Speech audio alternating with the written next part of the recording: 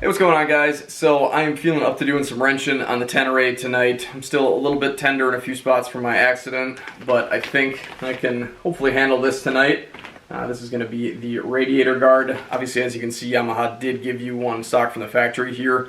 However, these slots in here are quite large, and they're probably about stick size, the size stick that I would be nervous about going through my radiator. So they're not going to do a whole lot for that. They're angled a bit, but I'm just going to feel a lot better if this is in between what they gave you and the radiator, just for a little bit of extra protection. These really are not that expensive.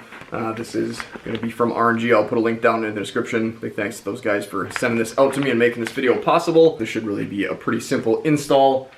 However, we got to pull this off before we can get that put on, and this looks like a lot more of a chore than I was expecting it to be. So we've got a screw all the way up here, and then a screw down here, and then one more right there. Same thing on the opposite side over here. And then it actually looks like your brake line gets attached up here, which that's just a removable clip. I don't know if you guys can quite make that out. Here's a better shot of that clip that I'm talking about. You can kind of see the teeth that overlap there, so I'm just gonna have to get that unhooked, and then that part should come off pretty easy. So I was really expecting that these needed to be threaded out, but they're actually just kind of a weird pop style clip, so you don't even really need a tool. You just twist a quarter turn, and then they just pop out like that. So that's kind of nice. Oops, you guys are gonna get knocked off. Thought this was difficult to do before I had a broken foot. Now this is a whole nother ball game now. So we'll just pull all 6 of those out. Alright, so it turns out I was mistaken. This is going to be a little bit more complex than I thought, but still shouldn't be too bad. So this is actually attached up there. I think that piece is just going to slide along with this rubber grommet that it sits on. I think this should just slide off. However, this piece is actually still fastened hard mounted to the radiator itself, right there behind the fairing. So I got to get to this Allen screw here, which means I do actually have to remove both side panels here, so this has got to come off. So that's still really not too bad. We got a bolt there, bolt here, and one down here, and then of course our blinker is going to come with, but I would assume there's just going to be a plug on the back side of that. That should be pretty easy to get to, hopefully. Hopefully.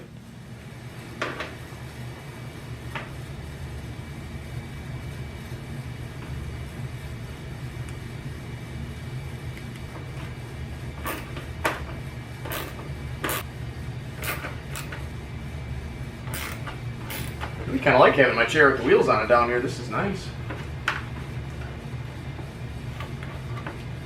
So it looks like on the top side here, this actually just kind of fixes into this fairing stay here, which is really super nice that this isn't just flopping in here. So I should be able to do this with one hand. Basically, there's just a tab that you kind of flip up, and then this will pull out of here. There. Just like that. Not too bad. Alright, so I've got this side pulled off, and I have to say, everybody says that KLR 650s are so easy to work on, and obviously once you get into the motor, it's going to be easier than, than this thing is. But pulling these panels off is so much easier than pulling the panels off the KLR. I like this bike so much better already to be able to work on. Not that there's anything wrong with KLR, but those come off super quick, and this is super easy to get into. So, as far as this clip here, it's just one of those clips that you have to kind of pinch together, and it's just got some teeth that pop out to grab the hole that it goes in.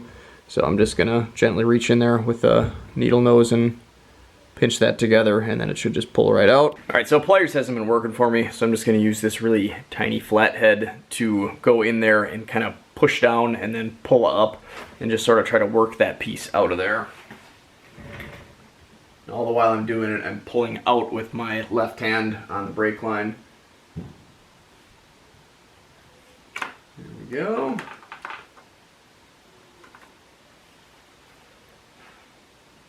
So yeah, not really a bad piece to work with necessarily, but it would make it a lot easier if you could actually get in on the back side of it, and you just can't. So I was in there just kind of pressing down and pulling up.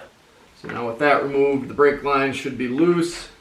I'm going to slide the radiator guard and the grommet off of that little stay here that hangs down from the frame. I'm sliding it away from myself, all the while watching the brake line.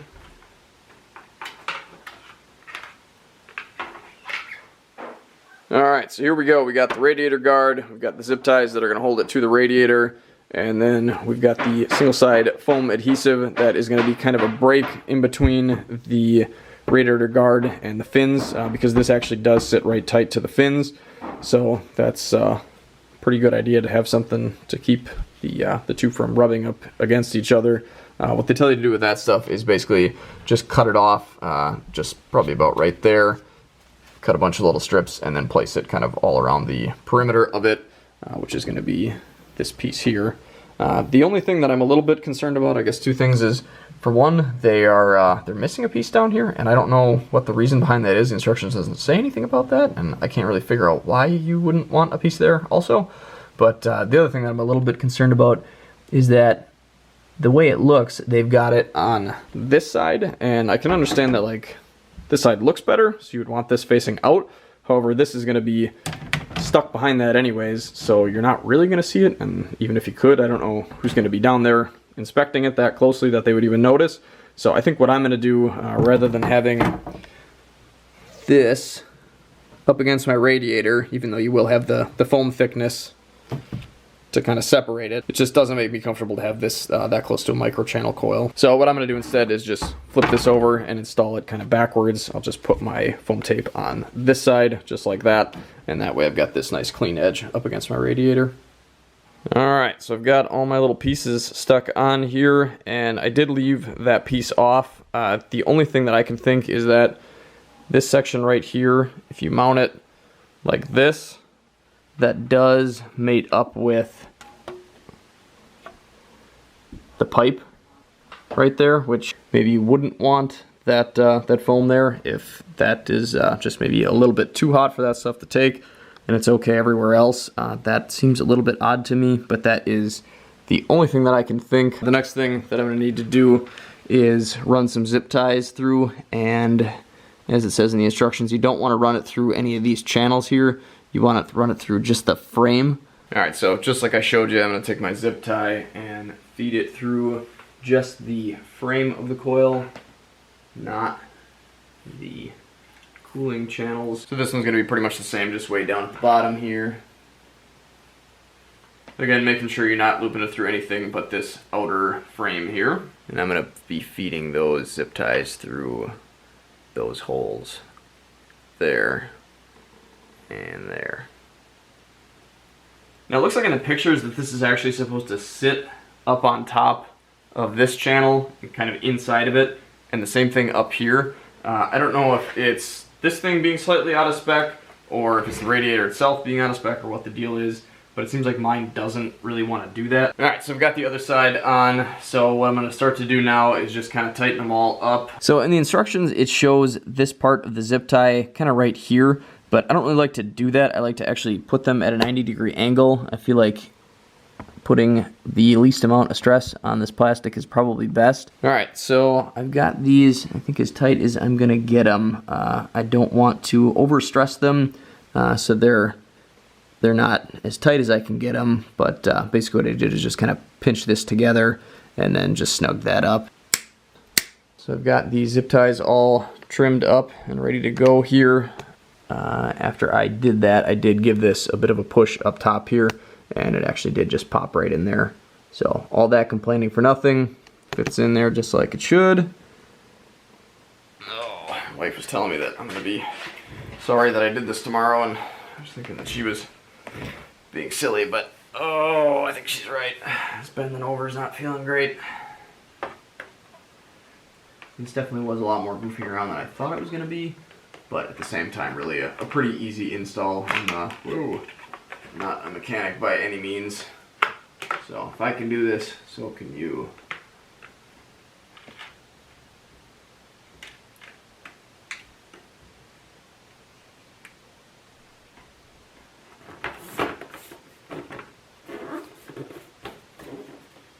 just kind of drops on there like that. Alright, so I do have everything all back together here. Again, definitely like the idea of having this kind of big, thick outer plastic support here, and then the fine mesh on the inside to protect if anything does get through the outer guard. One thing that I am not really a big fan of is how this was kind of stuck on the flange of the mesh guard here that I just installed, because then this pushes this out farther and made this kind of a hard fastener to get in. I actually had to kind of pinch these two things together, and then that also kind of left a little bit bigger gap up here than I would like. Alright, so it is actually the next day, and I've got this thing taken all back apart again. Go ahead and call me crazy, but I just did not like that the fairings were not quite lining up how they should have. So I took this all back apart to get this off, and I shaved down the very last ridge on here on both sides. I just used my Dremel tool with a little sanding bit on it, and then I went over it with a file just to kind of smooth everything out. It is just going to be contacting the new radiator guard, but still I felt like making it nice and smooth was probably a good idea. I really don't know if this is necessary. I probably went a little overboard in doing this, but it's just going to make me feel a little bit better. I've already kind of test fit it once, and it does actually fit on there a heck of a lot better. Just having those edges removed just lets it sit pretty much where it would stock. So I don't know if you got to do it, but it's going to make me feel better. So I'm going to get this slapped on and put it all back together, and it should all line up like new then. So you can kind of see the flange that is bent over the mesh to hold that in place.